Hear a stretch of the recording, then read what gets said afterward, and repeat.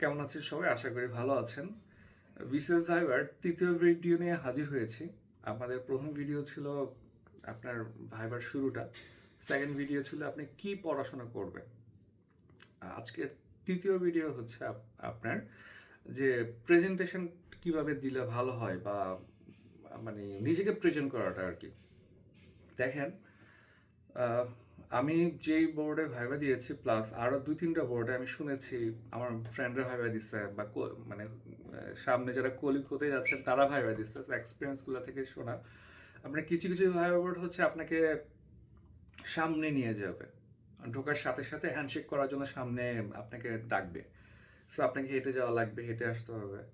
এরপরে আপনাকে আবার কিছু যে বোর্ডে হচ্ছে ভাইবা থেকে বের হওয়ার সময় হ্যান্ডশেক করা লাগে। আবার কিছু বোর্ড এইসবে যায় না আর কি। কিছু বোর্ড হচ্ছে আপনাকে সামনে এসে বা এক পাশে এনে ম্যাপ থেকে একটা কিছু ফাইন্ড আউট করতে বলবে। তাহলে দেখেন অ্যাকচুয়ালি রুমটা থাকে অনেক বড়। হ্যাঁ, সো আপনার মানে আহ, যদি জড়তা থাকে কথাবার্তা বলার, যদি আপনি খুবই লাউড কথা বলেন তাহলে একটু সমস্যা, আমরা একটু বিরক্ত হবে, ঠিক না? এত জোরে কথা বলতেছেন। আবার আপনি যদি খুবই লো ভয়েসে কথা বলেন শোনা যাবে না, তখন আপনাকে মানে হয়তো বলবে যে আপনি আর একটু জোরে কথা বলেন। সেক্ষেত্রে আপনি কনফিডেন্স হারিয়ে ফেলতে পারেন। এটা আমার সাথে হয়েছিল। অ্যাকচুয়ালি আমার চেয়ারম্যান স্যার ছিল আমার থেকে অনেক দূরে। আর আমার দুইজন আম, বাকি দুজন স্যার ছিলেন হচ্ছে দুপাশে একটু কাছে, কম্পারেটিভলি অনেক কাছে। এখন যিনি কাছের তিনি আমাকে প্রশ্ন করছে, বাট আই ওয়াজ থিঙ্কিং যে আমি আসলে এখন লাউডে অ্যান্সার দিব নাকি হচ্ছে পরে আমি যে মিস্টেকটা করছি আমি একটু স্লো মানে লো ভোকালে অ্যান্সার দেওয়ার ট্রাই করছি, কারণ হচ্ছে যিনি প্রশ্ন করছে তার শোনার কমফোর্টের জন্য। কিন্তু চেয়ারম্যান স্যার বা বোর্ডের যিনি চেয়ারম্যান ছিলেন তিনি ইনস্ট্যান্ট আমাকে বলে যে রাফি জোরে বলো যাতে আমরা সবাই শুনতে পাই। উনি খুব জলি মুডে ছিল আর কি, সামহাও আমার সাথে একটা ভালো একটা এনভায়রনমেন্ট ক্রিয়েট হতে হয়তো উনি এভাবে খুব ভালো বিহেভ করছে। বাট অন্য কোনো বোর্ড হইলে হয়তো বা উনিও হয়তো অন্য কারোর সাথে এরকম জলি মুড নাও থাকতে পারে। সো আপনার গুরুত্বপূর্ণ দুই তিনটে ব্যাপার আছে বোর্ডে ঢোকা, স্যারদের সাথে হ্যান্ডশেক করা যদি স্যাররা আপনাকে ডাকে, হ্যাঁ, বা হাত বাড়ায় দেয় তাহলে আপনি যাওয়া, হ্যাঁ, তারপরে হচ্ছে ইভেন আপনি হ্যান্ডশেক করতেছেন, এই ব্যাপারটাতে একটু স্মার্টনেস দেখাইতে হবে। থার্ড ইস্যুতে হচ্ছে কথা বলা। এখন দেখেন যে আমরা যারা কথা বলি আমাদের কথা বলার মধ্যে হচ্ছে আপনার আঞ্চলিক টান আসবেই। এটা স্বাভাবিক একটা ব্যাপার, ঠিক না? কারণ হচ্ছে আপনি আসলে এক সপ্তাহ, এক মাস, 2 মাস প্র্যাকটিস করে আসলে আপনি আঞ্চলিক টান পুরোপুরি অ্যাভয়েড করতে পারবেন না। আপনি কিছু আঞ্চলিক শব্দ উচ্চারণ করবেনই, আপনার উচ্চারণে কিছু ভুল হবেই। হ্যাঁ, আপনার আপনার যখন আপনি কথা বলবেন তখন দেখবেন যে কিছু বর্ণ বর্ণ আপনার মিস হয়ে যাচ্ছে শব্দ থেকে। এই ধরনের কিছু লিমিটেশন আপনার থাকবেই, এটা নিয়ে খুব একটা চাপ নেবেন না। যতক্ষণ না ব্যাপারটা খুবই অকওয়ার্ড পর্যায়ে চলে যায়, হ্যাঁ, আঞ্চলিক টান আসবে, কিন্তু আপনি যদি আঞ্চলিক ভাষায় কথা বলা শুরু করে দেন, ভাষায় যেভাবে কথা বলেন, এটা একটা সমস্যা। এটা আসলেই বড় একটা সমস্যা। আবার এই ব্যাপারটা সলভ করাও সহজ। আপনি একটু খেয়াল রাখবেন যে আপনি কি বলতেছেন, কাকে বলতেছেন। হ্যাঁ, এই দেখেন বলতেছেন, হ্যাঁ, এই ওয়ার্ডটা উচ্চারণ করে আপনি বলছেন, হ্যাঁ, এই সব শব্দ একটু প্র্যাকটিস করতে হবে বাসায়। এটা কিন্তু খুব বড় একটা সমস্যা, বুঝছেন? আমরা যখন হচ্ছে বিসিএস ভাইবার প্র্যাকটিস করতাম আর কি, আমি তো মক দেই নাই। তো আমরা 5-7 জন প্রতিদিন রাতে 2-3 ঘন্টা কথা বলতাম। তো এই একজন একজনের ভুল ধরতাম, ইংলিশে স্পোকেনটা প্র্যাকটিস করতাম, বাংলা সহ আর কি।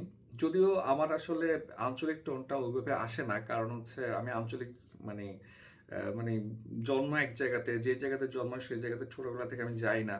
এখন যে জায়গাতে আমি বড় হয়েছি, স্কুল ইউনিভার্সিটি, তাদের আঞ্চলিক ভাষা খুবই কঠিন, আমি পারি না। তো দেখা যাচ্ছে আমার ভাষার মধ্যে অনেকগুলো ভাষা মিক্স থাকে। তো মোস্টলি হচ্ছে মানে আপনি বলতে পারবেন না যে আমি আঞ্চলিক ভাষায় কথা বলছি আর কি। যাই হোক, তো এখন ফ্যাক্টটা হচ্ছে যে এখানে যাদের একটু সমস্যা একটু কাজ করতে হবে আপনাকে। ওকে, সো এই কাজটা কিভাবে করবেন? আপনি ধরেন প্রথম আলো নিলেন আজকে।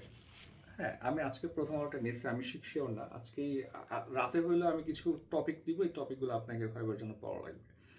আপনার কাজ হচ্ছে কি জানেন, প্রতিদিন প্রতিদিন মিনিমাম 30 মিনিটস হোক, যদি আপনার কথা বলায় বেশি সমস্যা 30 মিনিটস আপনি জোরে জোরে জোরে জোরে হচ্ছে মানে ওই যে রিসাইটেশন করেন বা পেপারের নিউজ প্রেজেন্টার থাকে না, এইভাবে হচ্ছে আপনি জোরে জোরে পড়েন আর কি। হ্যাঁ, যেমন চলতি সপ্তাহে গ্যাসের সরবরাহ বাড়ছে না, এতে গ্যাস সংকট নিয়ে চলমান ভোগান্তি আরও কিছুদিন থাকবে। এর মধ্যেই বিদ্যুৎ উৎপাদন কমে গেছে, বেড়েছে লোডশেডিং। কমা, দাড়ি, পেস এই ব্যাপারগুলো একটু মাথায় রেখে পড়বেন, ঠিক আছে? বিপাকে পড়েছে উৎপাদনমুখী শিল্প কারখানা। এইভাবে আপনার কাজই হচ্ছে আধা ঘন্টা করে হচ্ছে বাংলা পত্রিকাটা পড়া। আপনি যখন পড়তে থাকবেন দেখবেন আস্তে আস্তে 15-20 দিন পড়লে এই ব্যাপারগুলো চলে আসছে আপনার মধ্যে। আবার ইংলিশের জন্য সেম। ইংলিশটা আসলে খুবই ঝামেলাবাজ, ঠিক আছে? যারা ধরেন ইংলিশে একদমই উইক বা বাংলা মিডিয়ামে পড়াশোনা করছেন, আমরা বাংলা মিডিয়ামের স্টুডেন্ট ভাই, কিন্তু আমাদের একটা সুবিধা ছিল হচ্ছে যে আমাদের মানে অনার্সটা ছিল ইংলিশ মিডিয়ামে। এখন অনেকে আছেন যে ইংলিশ নিয়ে খুবই ঝামেলায় আছেন এবং হচ্ছে প্র্যাকটিস করতেছেন না, এখনও ভয় পাচ্ছেন। যেমন আমরা যখন প্র্যাকটিস করতাম তখন দেখতাম মানে আমরা প্র্যাকটিস করতেছি, এখানেও লজ্জা পাচ্ছে অনেকে। অনেকে লজ্জা পাচ্ছে, আমাদের 3-4 জনের সামনেই ভুল করতে লজ্জা পাচ্ছে। আমি লজ্জা পাই না। আমার একটা বড় দিক হচ্ছে এটা যে আমার উইকনেস, হ্যাঁ, ডেভেলপমেন্টে আমি লজ্জা পাই না।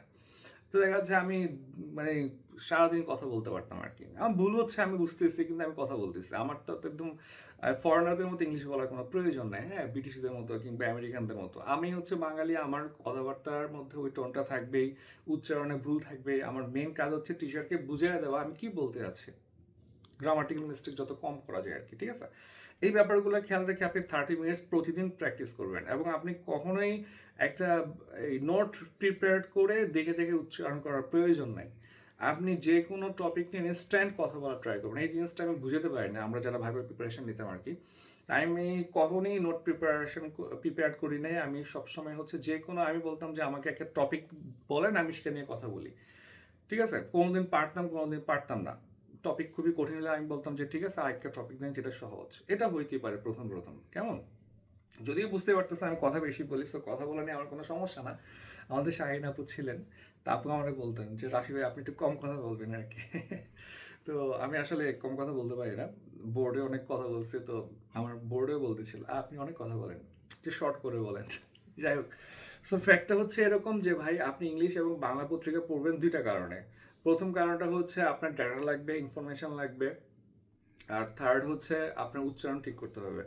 সো ইংলিশ এবং বাংলা প্রতিদিন 30 মিনিটস করে 1 ঘন্টা আপনি, যাদের বেশি সমস্যা তারা হচ্ছে শুধু রিডিং পড়তে থাকেন, কোনো কথাবার্তা ছাড়া, উচ্চারণে ভুল হোক, রিডিং পড়তে থাকেন। তবে এফোর্ট দিয়ে পড়বেন, মনোযোগ দিয়ে পড়বেন, ঠিক আছে?